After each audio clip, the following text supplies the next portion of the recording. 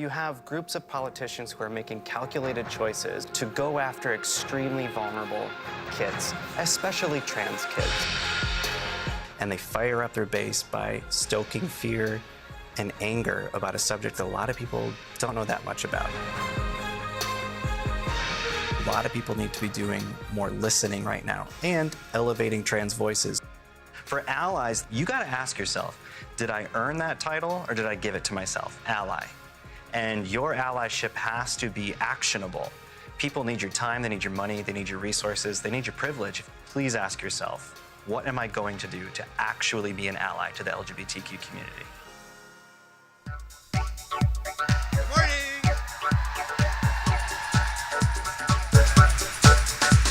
Really awkward lull there for a second. That was quite the hype video. Thank you very much. I felt like we should just leave. Like that. That is what we had to say. Have a good day. And what a feat to read all the names of the sponsors, which is kind of amazing that many companies now are supporting what we all do. So yay to them. Yeah, yay for the sponsors.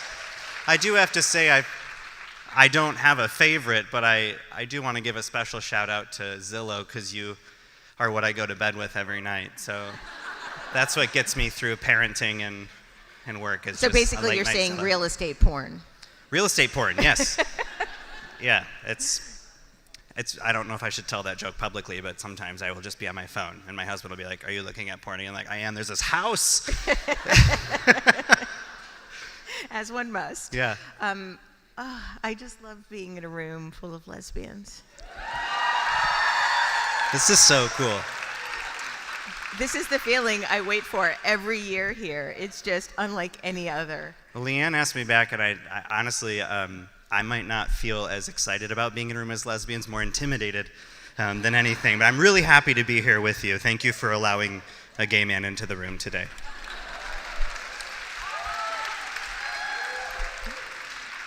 So I understand that you have a tattoo of the Jif logo on your left tricep.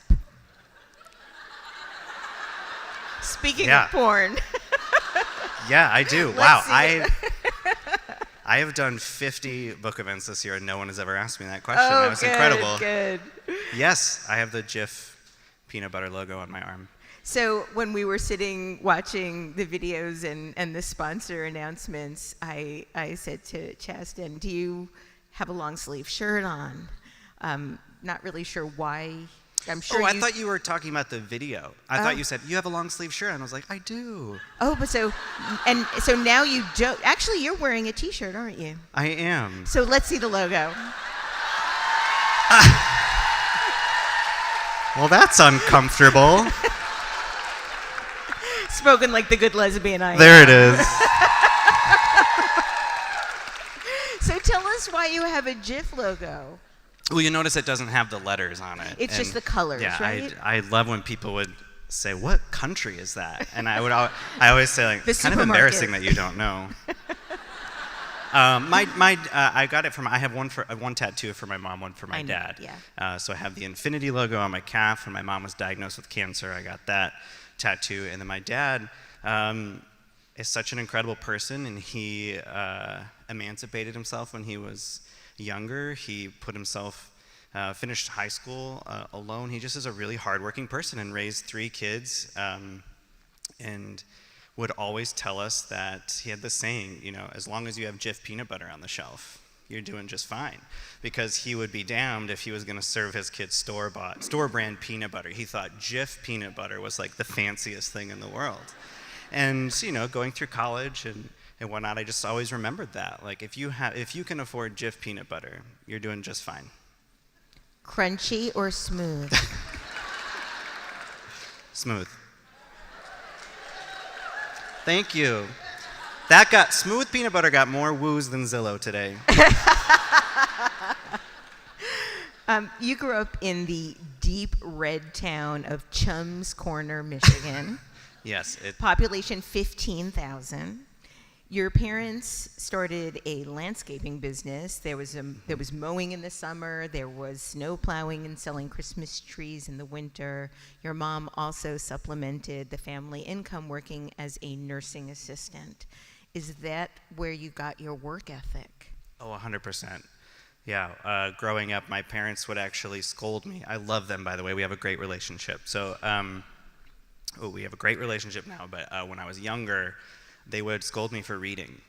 They were the kind of parents that were like, put the book down and go outside and get your hands dirty. And we were always working. I was a 4-H kid, raising cows. We're just always out. Yeah. And Woo, fishing, for 4-H. you're quite the fisherman. Thank you. I was, yeah. As you were growing up, now we're going to go deep real fast because I have 20 We minutes started on the with clock. the tattoo, so that Yeah. we've gotten to know each other quite well. As you were growing up, whether it was the country fair, at school, in youth group, in church, Yeah. masculinity only looked one way, and anyone who displayed emotions or behaviors outside of those expectations were regarded as less than or weaker or made fun of. Yeah. As a result, you were bullied, you were called homophobic slurs, you were physically tormented by your classmates, and you kept this all to yourself. Yeah. How did you manage? I think, well, you just had to. I mean, I was convinced that I would lose everything if anybody found out I was gay, so I just kept it all locked up, and that's why I ran away from home. When I came out, it's not like my parents were like, no son of mine's gay, get out of our house. When I came out, I wrote them a letter, handed it to my mom, and then I apologized, and then I ran away, convinced that it was going to be so embarrassing for them to have a gay son, that I didn't want to stick around for that. When you told your mom, you told her first with the letter. Yeah. She asked you if you had AIDS, Yep.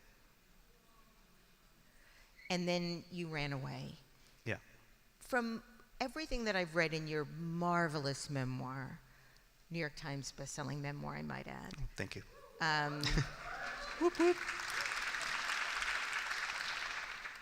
you ran away before she could really say anything else. Yeah. And she did call you right as you Yeah. were running away.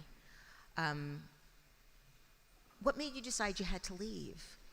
Well, so we lived in a small town, and my dad knows everybody. It feels like everybody knows my dad.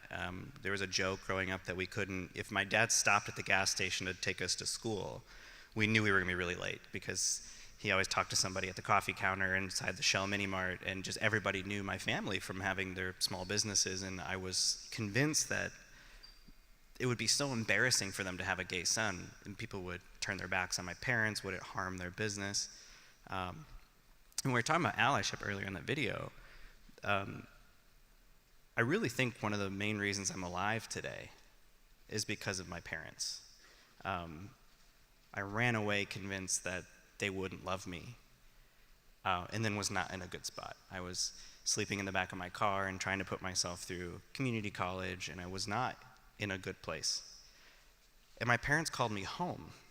My mom called me and said, we're just going to figure it out, but you need to come home. And I think she was really scared about losing her kid. And she put all of those fears aside in order to keep her kid alive. And that kind of allyship is what saved my life. The fact that she knew nothing. And yeah, when I came out, she asked if I was sick. Because my parents, they just didn't know. Yeah. And they asked all the wrong questions and the embarrassing questions, but they asked the questions. And we came to the table in good faith, and they just wanted to keep their kid alive. And that is what I've been trying to tell people all around the country as I've been traveling this year, is that you have to tell your kids that you will love them unconditionally, because you might think you're the kindest, biggest hearted person, that you love everybody, but unless you tell your kid, I don't care who you are, gay, straight, bi, trans, whoever you are, I will love you unconditionally, that can save their life. Yeah.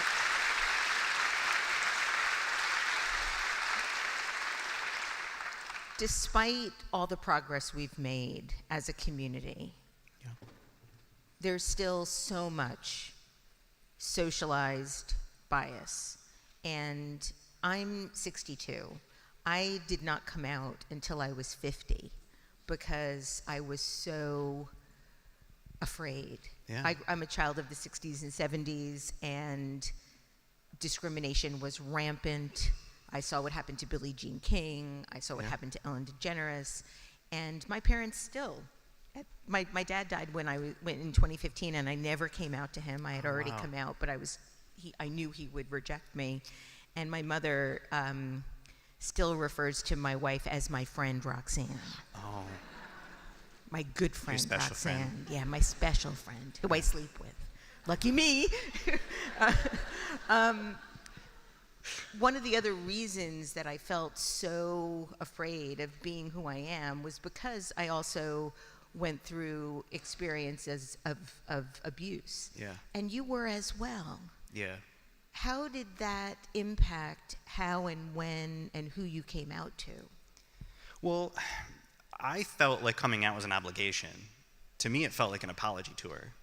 Like, how awful when I think back about telling that story and why that's important is that you don't have to come out to anybody. That's your business. That's your information. And if somebody comes out to you, you should consider yourself privileged that that person trusts you enough or wants to share that information with you or loves you enough to tell you that, right? But when I was, growing up in northern Michigan, I felt like I had to call. I remember like sitting on my bed and calling people and waiting to see if they would still be my friend or not. Yeah. I remember calling friends from youth group, and I will never forget friends that would be like, well, it's a sin, so we can no longer be friends. In your book, you write about how you came out to friends and family. Some of your friends told you they loved you and that it didn't matter. Yes. And even that phrase is problematic to me, and I'll ask you about that in a minute. Yep. Others said they loved you and it did matter. Yeah. And you had one friend invoke God and urged you to change your mind as if it was a choice. Yes. So let's talk about that "it doesn't matter" phrase.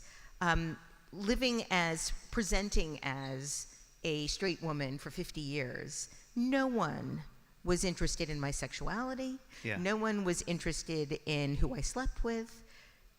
Why and how do we get away from this notion that we even owe it to anybody to share our orientation?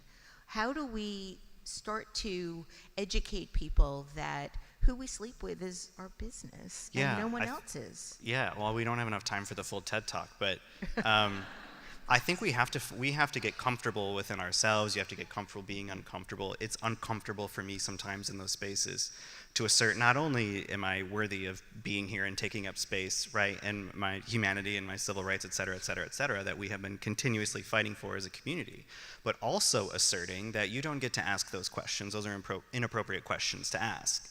My humanity isn't up for debate. It's not even up for discussion.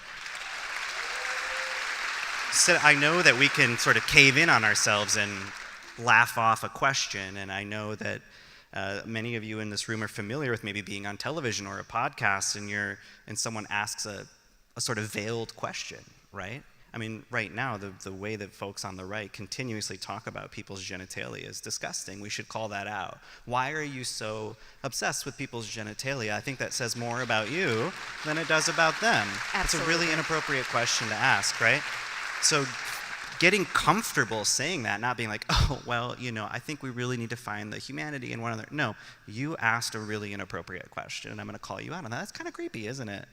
And so finding the comfort and the strength in that, calling people out on that, is really necessary, I think, in this next chapter of advocacy, not only talking about our shared humanity and civil rights, but getting comfortable throwing it back at them. Because some of the stuff is so based in, disgusting vitriol, and they fire people up with sort of unknowns, right?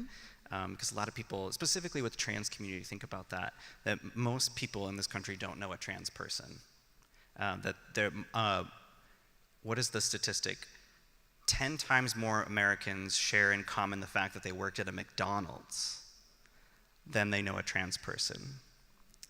And so when you see these podcasts or television shows where people are debating the humanity and the dignity and rights of trans people, and they're falling into some really gross tropes, we have to call that out.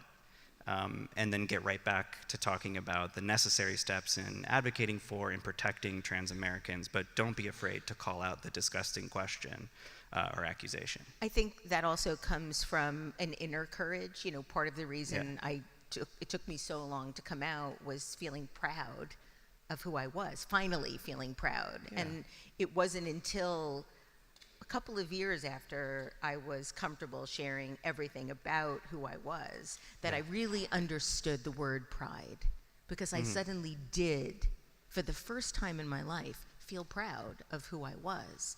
Yeah. When did you feel fully comfortable being you after the childhood that you had?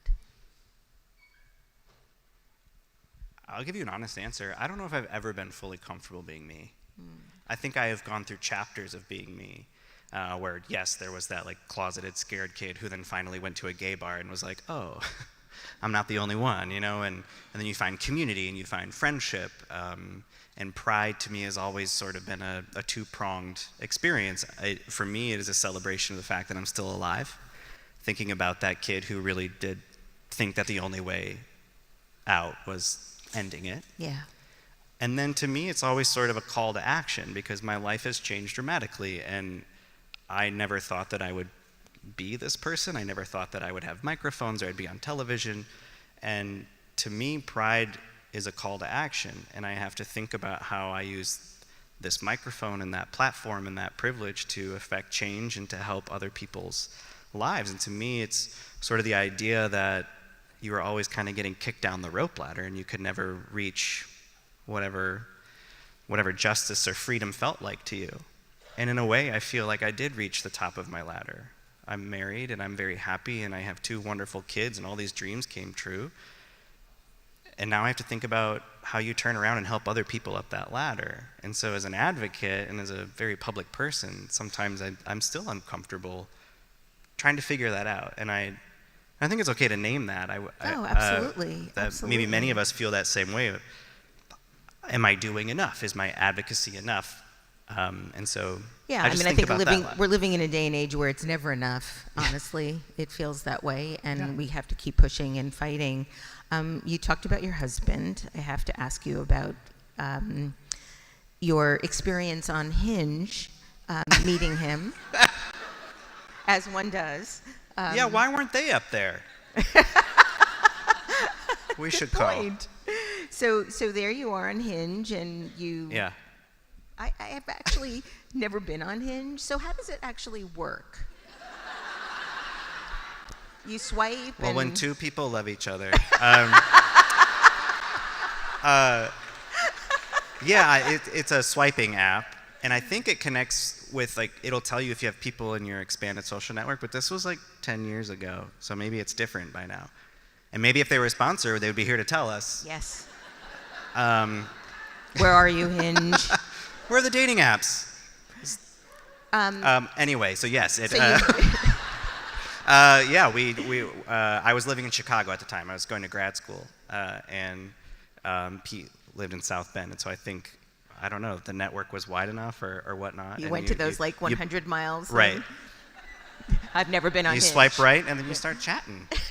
So did you know he was the mayor of South Bend? I did, because he very cleverly he was, in one of his photos, he was standing behind a podium with his name on it. And Humble so brag. I immediately Googled it. And I've called him out on it on our first day. I was like, is that your way of letting people like figure it out? I was like, yeah, absolutely. Like, nobody wants to find out you're mayor after like the 3rd date, right? Now, is it true that when you first set eyes on each other, you both said howdy at the same time? At the exact same time. And yeah. It's gross. I know, you can grumble. Yeah. No, it's not gross. Actually, you wrote that your heart fluttered. I did, yeah. Heart fluttering, yeah. I drove over from Chicago and picked him up outside of his house, and he opened the passenger door, and we both said howdy at the same time. Did you know right then and there, this is my man? I was falling pretty hard and fast. Yeah, the first date was magical. And Now, Peter, as you call him, Yeah. Peter came out publicly, Yeah. politically, in 2015. That's when you first Yeah. started meeting. Were you a part of that equation, or was it No. before? No, before, yeah. We just had very different paths. Mine kicking the closet door, not even kicking the closet door down, cracking the closet door open and like shimmying out and then running away. But convinced that like the closet was gonna kill me. And I felt like that was the most important thing I had to do, right? And I don't like to tell his story and speak for him, but from what I know, I feel like Peter pushed himself deeper into the closet in order to succeed. that succeeding was just kind of determined for him that in those spaces you couldn't be out. And so we just had very different paths with love and relationships and in our own identity. And I felt like by the time we met one another, we both were at a place where we thought, you know, to hell with the rest of it. I want to fall in love. And thank goodness we did. On June 16th, 2018, after 3 years of dating, you and Peter got married. Yes. Your parents very proudly walked you down the aisle. Yes. You took his last name. Yeah. Talk about that. So I use both names, but sometimes socially I just feel like it's easier to use his name. I've had wonderful debates with friends about this. I thought using his name was a great, are we allowed to swear today? I thought it was a great fuck you to other people that you're gonna have to acknowledge me as his husband. And that LGBTQ people are worthy of the same things as straight people, and that our marriages are no different than straight marriages. And so it wasn't like, I love you so much, I want to take your name. It was like, I'm going to use this name because I want people to acknowledge that our marriages are the exact same, and that you will have to identify us as a family. Yeah. And I don't preach about that. I don't tell anybody what they have to do. That was just for me, because I don't have like strong politics about names, but I know some people have strong opinions about it. I did have very strong politics about names and would give a lot of my straight female friends a lot of grief about changing their name. I'm like, Yeah. You married him, you didn't get adopted. And why? I like that. That's funny. And now, and it's funny because I was married twice to men, and you know, being gay, you can imagine why that didn't work out. In any case, that's a whole separate conversation. But when I got married to Roxanne, now I'm like, oh my God, now I can tell the whole world Debbie Millman is gay. There it is. The pun's in the name. Now, I know that this is about you and not about your husband, Peter, but your marriage made the highest elected official in Indiana, come out. I mean, it was clear. Yeah. He was the first mayor of South Bend to get married in office. In January 23rd, 2019, Peter announced he was forming an exploratory committee to run for president in 2020. He did the following April. This made him one of the first openly gay men to launch a major party presidential campaign. Pretty amazing. Now, despite low expectations at the time, he won the Iowa caucus. Yeah. He placed close to second in the New Hampshire primary. And by winning Iowa, he became the first openly gay candidate to win a presidential primary or a caucus. So at that point, were you thinking about what it would be like to be the first gentleman? So we did get back to you. I was like, oh, this is walk down memory lane. Like, yeah. That was sometimes that feels like a fever dream, because that was so fast. It was 2 years of just constantly going. I try not to like measure the curtains on the campaign trail, and in a way it always felt like it wasn't real. But it was. It was very real. And I'm very proud of what we did together. Now that I'm in Washington, I don't think it's, I've like wanted to take my shoe off and shove it in my mouth so many times in Washington. I've done interviews for like the New York Times, and they always catch me saying something bad about Washington. I get there and it's like, is this what we're doing? You know, is this what's happening in the nation's capital? I was never a very political person. I still consider myself politically adjacent. Really? I know. I don't want to be a politician, but it's not lost on me the weight of that and the historical aspect of that, and the fact that we can do good with what we're doing right now. That is not lost on me. But the whole campaign was it was such a fever dream. It was so fast. And then 2 weeks after the campaign ended, COVID started. So it just, 100% to zero. And I feel like, it's not lost on me what that meant and what it means to be in Washington right now and what you can do with that visibility.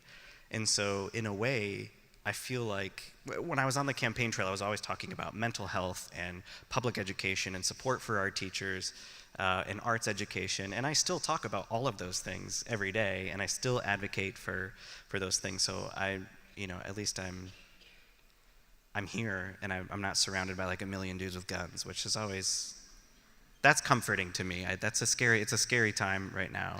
It's a and really I can't scary imagine time being in right that now. role. Yeah. And if we look out into the culture of people that I feel could lead us, there aren't that many.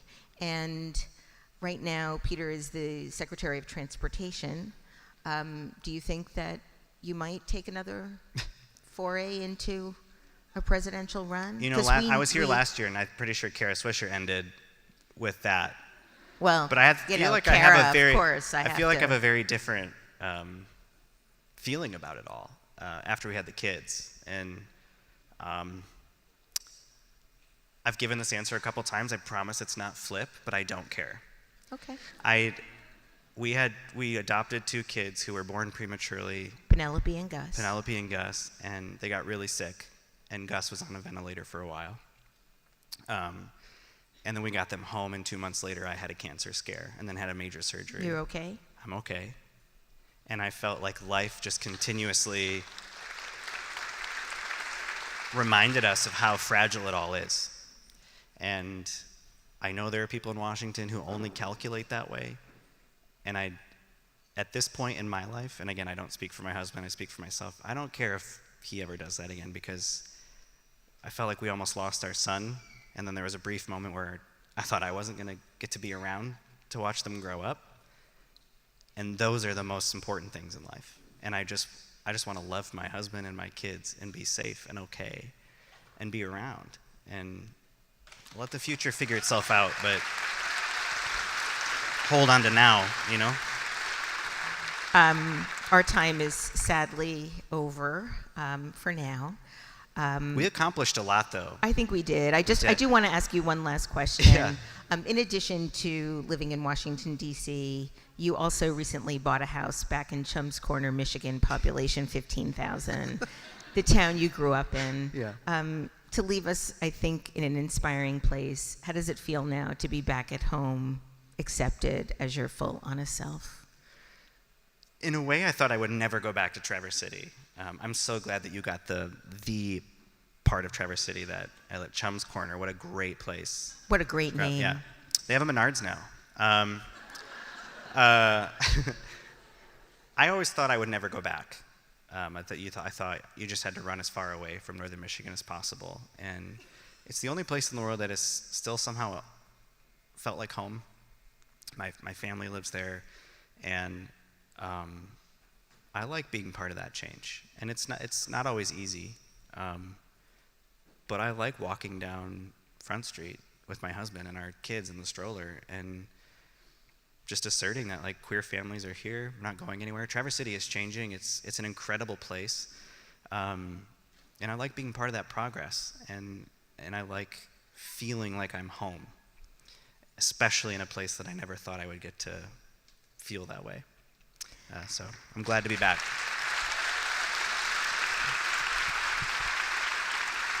To quote both James Joyce and your husband's memoir, sometimes the longest way round is the shortest way home. There it is. Chasten, Buttigieg. Thanks, Debbie. Thank you, everyone. Thanks for everything you do. Thank you. Take care. Bye. Thank you.